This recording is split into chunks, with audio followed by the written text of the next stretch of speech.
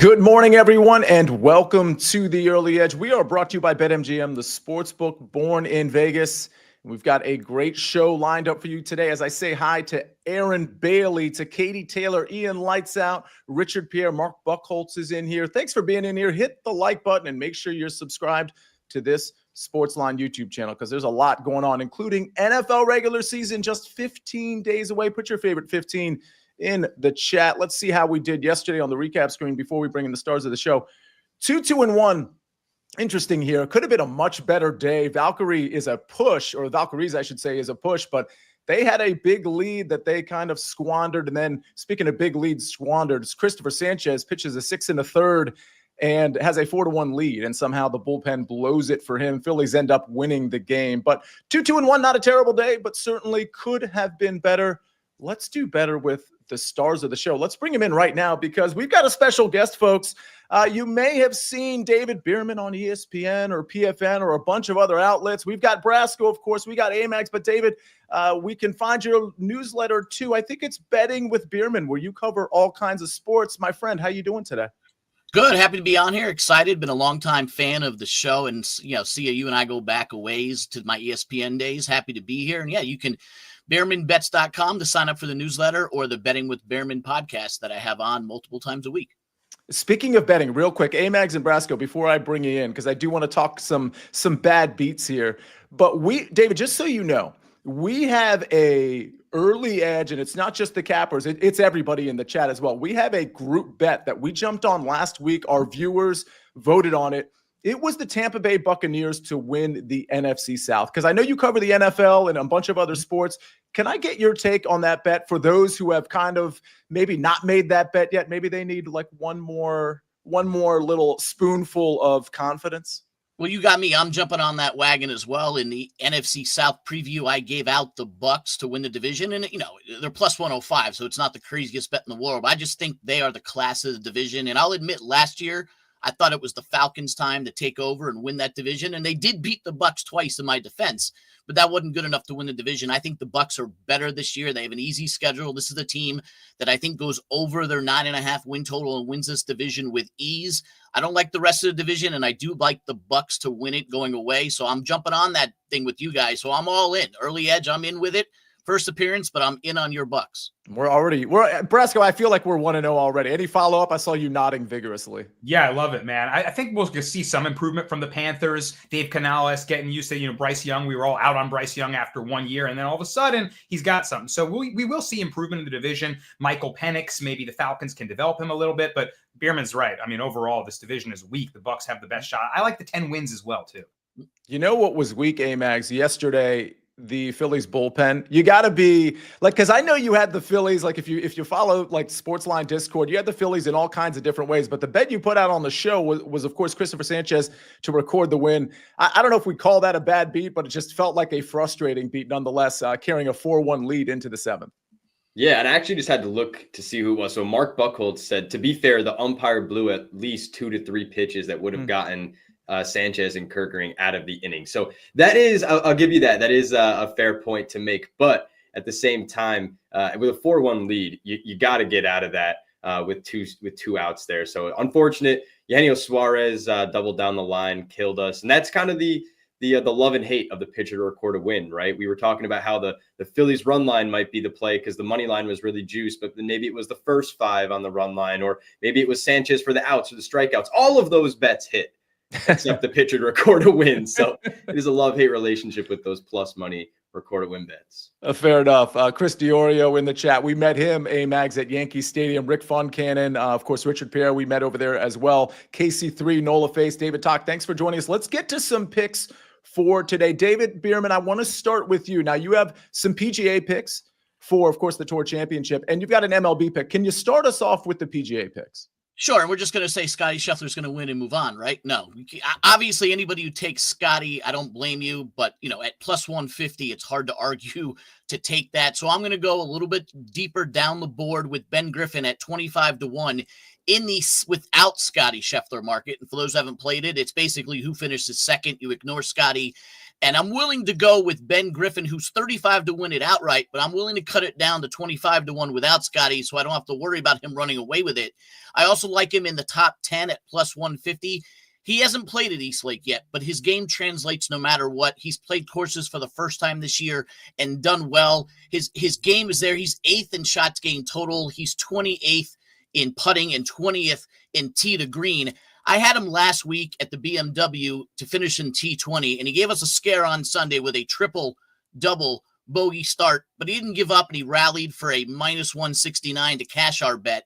This is a guy who's tied for second overall behind Scotty, of course, in most top 10s this year, and he's finished T14 or better in 9 of his last 11 events. I really like him here. He's great on Bermuda greens, and I'm going to cut it down to 25 to 1 to not worry about Scotty Scheffler. Another guy that I like, Sia, is Tommy Fleetwood. Now, here's the thing. We're also going to take him in the without Scotty market at 10 to 1 for the simple reason is we know he hasn't won a PGA Tour event. He's had a couple of meltdowns this year.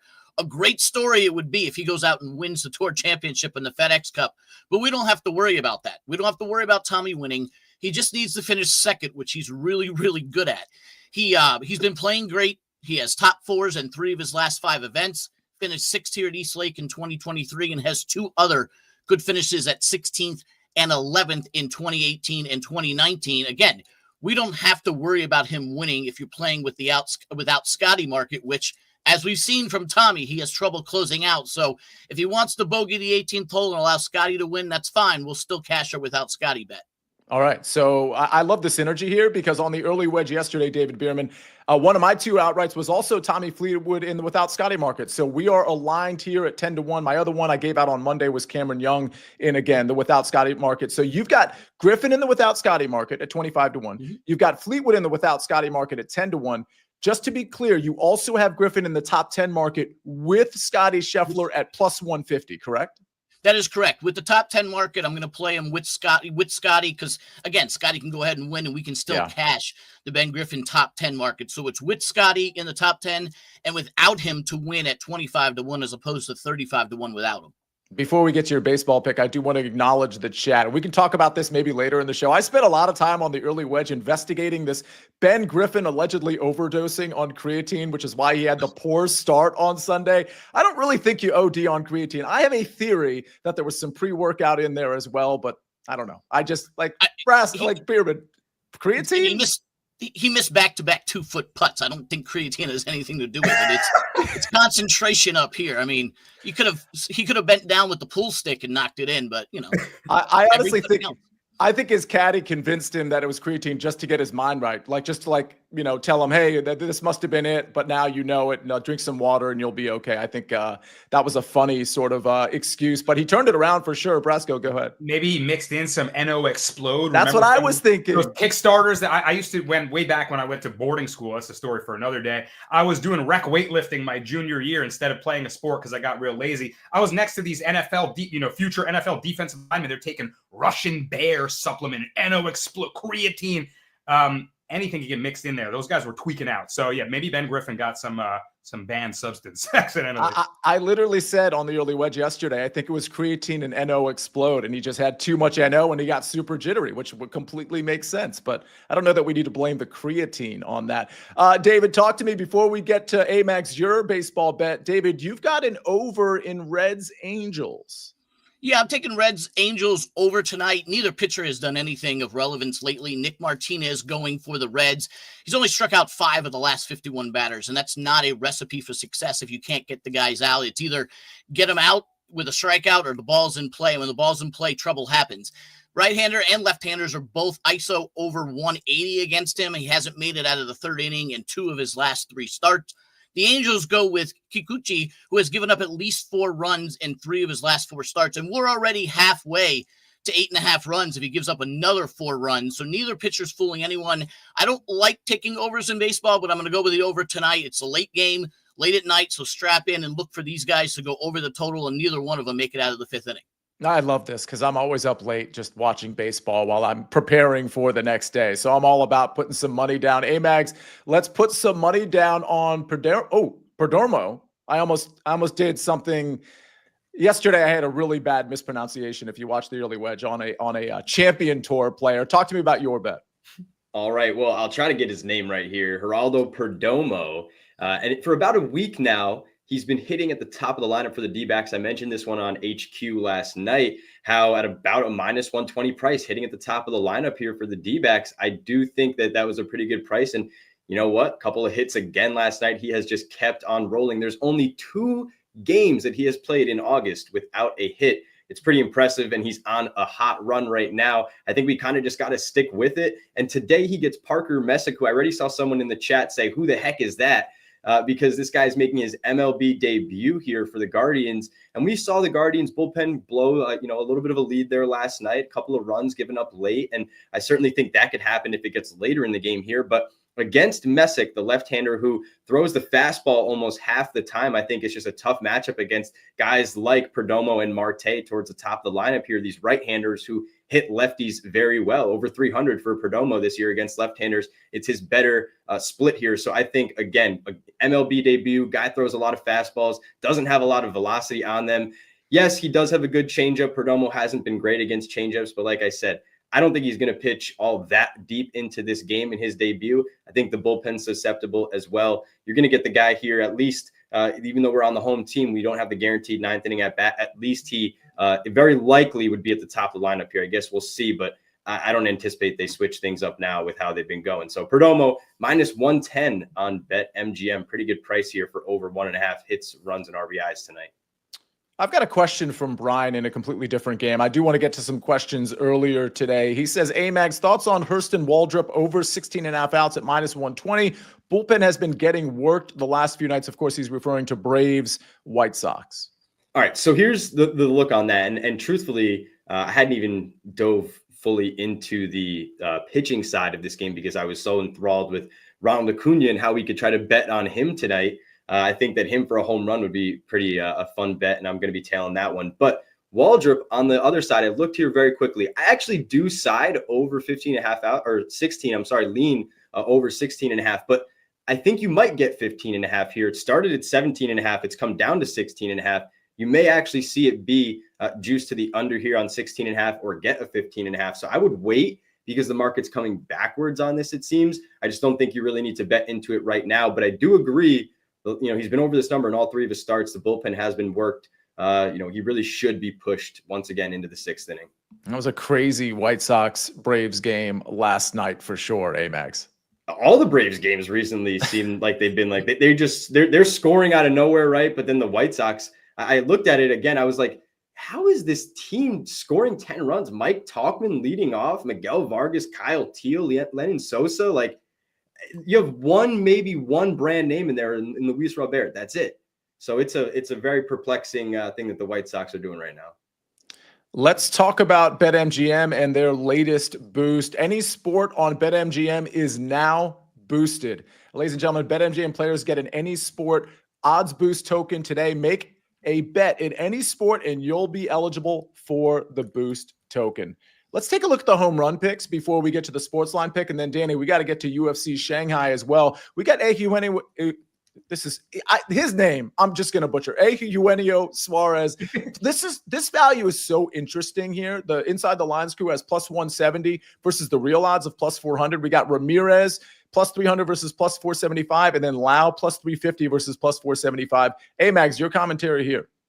Yeah, we were talking about Suarez and how he beat me, last night on the record a win. So that's great value. I cannot turn down that value. But like I said, maybe Acuna here, 4-game hit streak now after he's come back. He's kind of getting into it. I think, when you're looking at weather here and trying to pick on a spot to hit a home run in good weather, Atlanta makes for a very good spot to hit tonight. All right. Big Cheesy says he likes Jose Ramirez against Brendan Pfaadt today as well. So Big Cheesy, very, very sharp. Let's get to the SportsLine pick. And then we are eventually, Danny, I got to get to UFC Shanghai. Let's go to Blue Jays run line. Minus 1.5 at plus 120. That one courtesy of Bruce Marshall. Again, Blue Jays run line plus 120. That one courtesy of Bruce Marshall. All right, we got to get to my golf pick. We got to get to UFC Shanghai. We got to get to some of your questions. We're going to do it right after this message from our partners. You can't count on Derek's tongue skill. Oh, Tony, I think it hit the ground. But you can always count on Sundays with the NFL on CBS and Paramount Plus. We're back on the Early Edge, brought to you by BetMGM, the sportsbook born in Vegas. Danny Brasco, UFC Shanghai. You've got a couple of picks. Let us know. What are they? So if you're watching these fights, you are a real diehard because it's kicking off at 3:45 a.m. Eastern time.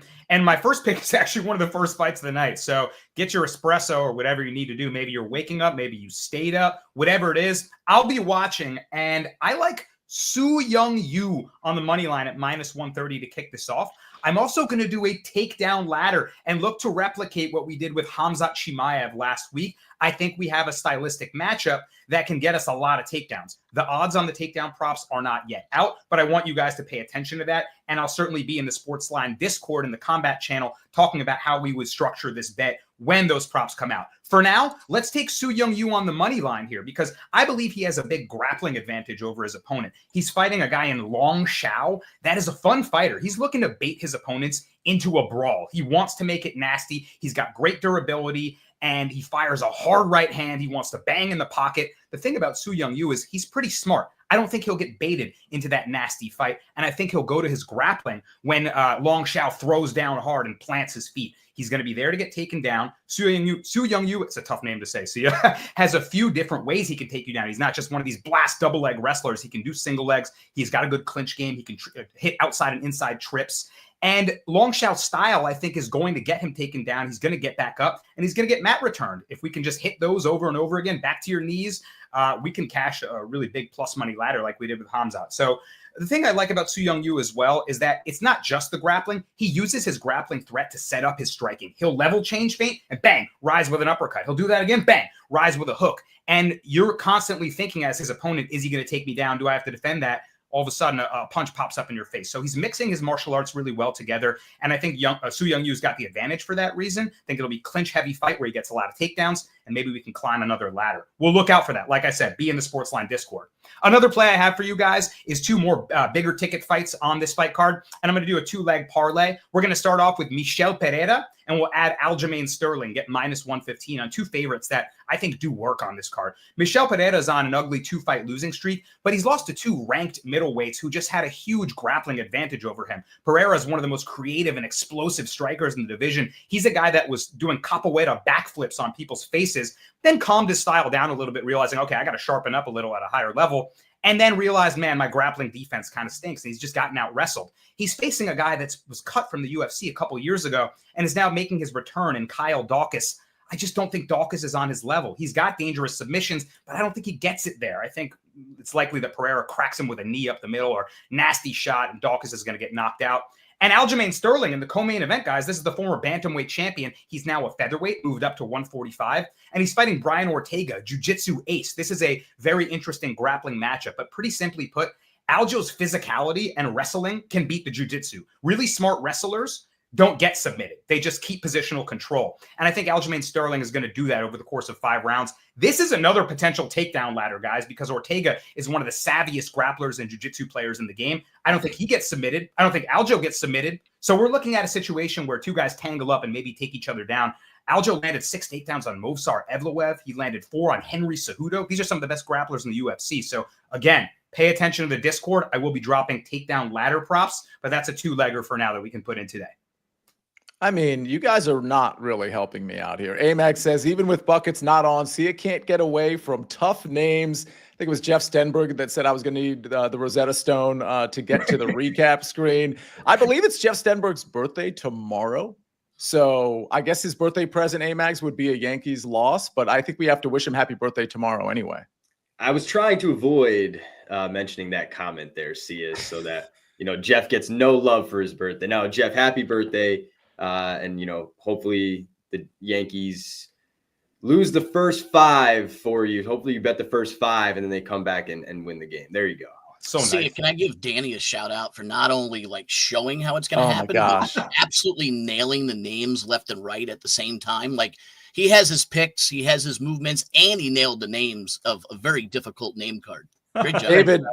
Nobody gives a take better than Brasco, especially when he's giving a UFC take. I genuinely think Brasco is the best in the business. Oh, man. David, let me ask you something. In Amags, I'm going to circle back to you to see if there's any baseball questions that we might have missed.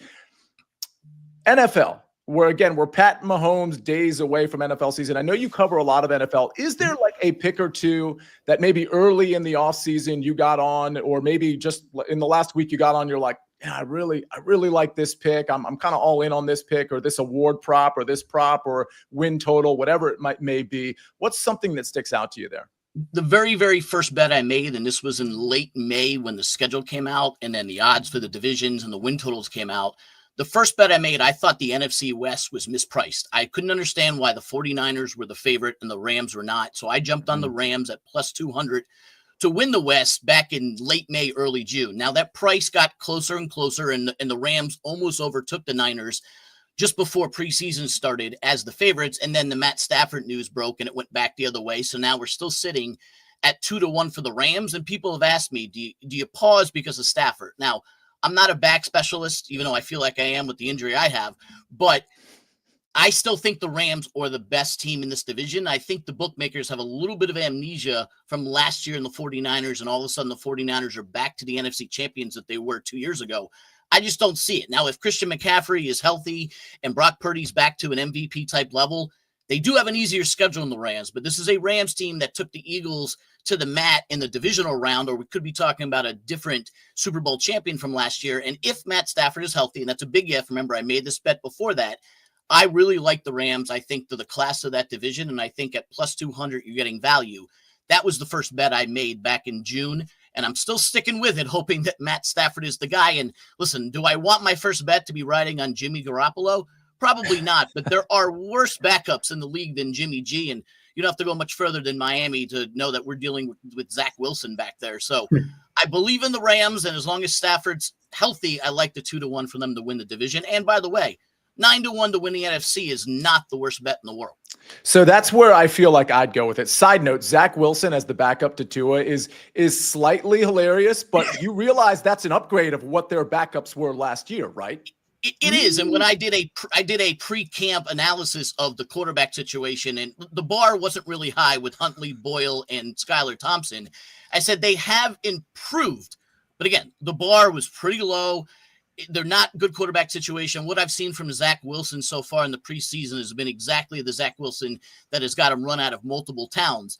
If Tua goes down, the Dolphins season goes down. We saw it last year. We've seen it before.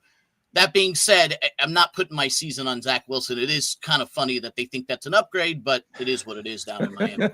I mean, technically it is. Brasco, what's interesting about the Rams play is that I almost like the second bet that David Bearman talked about in terms of the 9-1 win the NFC, because I'd rather play the upside. Yeah. And that upside at 9-1, it has Stafford healthy, right? If you're playing the upside, you have Stafford healthy and you're getting that 9-1. Granted, they'd still have to march through the NFC and beat teams like the Philadelphia Eagles. Listen, I like the Rams a lot too. So I'm with this to some degree. I like the Niners schedule and all those things. If you had to choose between the two, though, the Rams plus 175 here at BetMGM or the Rams to win the NFC, if you kind of felt like you had to make a bet on one or the other, which one would it be?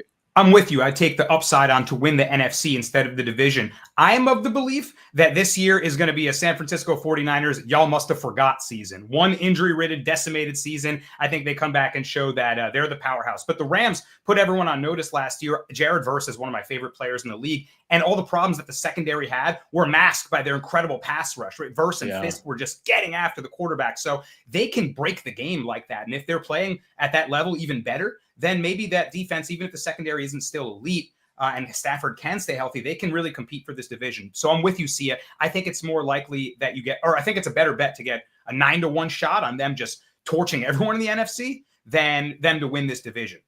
Sean McVay and Kyle Shanahan in the same division is just that's trouble for Arizona and Seattle, in my opinion. I think I had one other follow-up on the NFC. Maybe I'll just reserve it for another show. Amags, any other baseball questions? I was trying to answer them as they came along in here, so I think we're pretty good on the baseball stuff. One thing I did at least want to say is that as we're talking about the Dolphins, I'm all over the fading of the Dolphins with Proppy.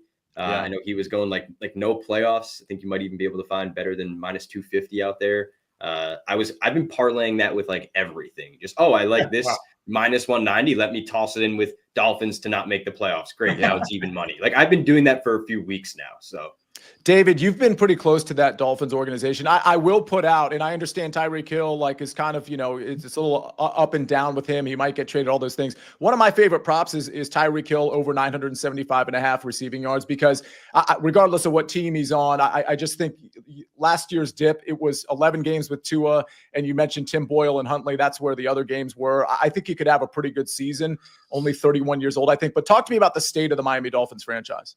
It's funny, like you must have already read the newsletter that I sent out just before the show started, because I wrote that exact thing, that my prop to jump on right now is Tyreek Hill over 975.5 yards. Because like you said, everything went wrong that could possibly have gone wrong last year. Hill got injured before the opening, got arrested before the opening game, playing with a wrist injury, backup quarterback central, and he still had 959 yards playing with backup quarterbacks, a wrist injury, and an arrest. So I think 975.5 yards is a foregone conclusion if he plays and he's there the whole season.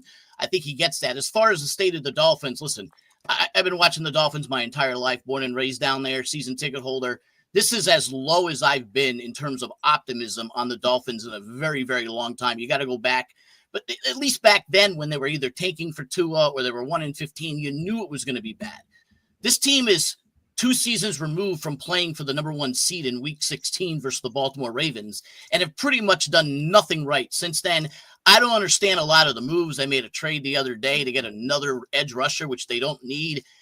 I don't know what is going on and what they're trying to do, but this season's not going to be a fun one, and I don't see them winning more than 7 games.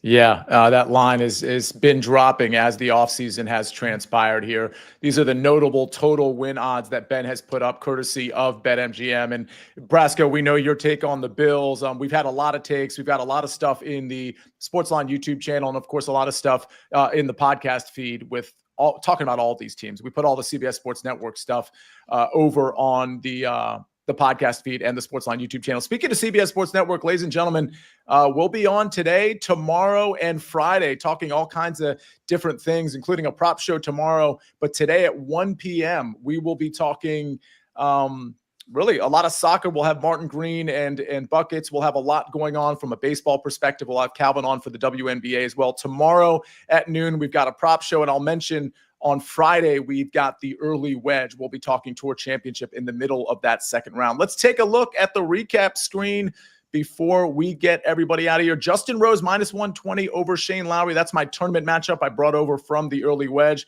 Brasco, Soo Young Yu, money line, minus 130, plus takedown ladder. Money line parlay, Michael Pereira, plus money line, plus Sterling money line, minus 115. Yeah, I avoided the first name there. We go Perdomo over 1.5 hits, runs, RBIs, minus 110. That one courtesy of Amags. And then David Bearman, he's got Griffin to win without Scotty Scheffler, plus 2,500. Griffin top 10 finish with Scotty Scheffler, plus 150. And Fleetwood to win without Scotty Scheffler at 10-1. I like that one as well from the early wedge. And then Bearman's also got a late night game tonight. He's taken the over 8.5 runs in the Reds-Angels game at minus 120. We got our sports line pick, Blue Jays run line, plus 120. That one courtesy of Bruce Marshall. And then, of course, we've got our top MLB home run plays. Eugenio Suarez, plus 170, says the SportsLine model, but the real odds are plus 400. Tremendous value there. Jose Ramirez, some more good value. Plus 300, says the SportsLine model. Plus 475 are the real odds. And Brandon Lau, plus 350 versus plus 475. Wow. A lot going on in the chat. Thank you, everybody, for being in here today. We do it every single Monday through Friday at 10 o'clock. And today, we did it with David Bearman, at David Bearman. Give him a follow. Check out Betting with Bearman. And always check out Danny Brasco and Amags and Ben and SportsLine. Ladies and gentlemen, thank you very much for joining the show. My name is Sia Nejad, a.k.a. the Counselor of Cash. We rest our case.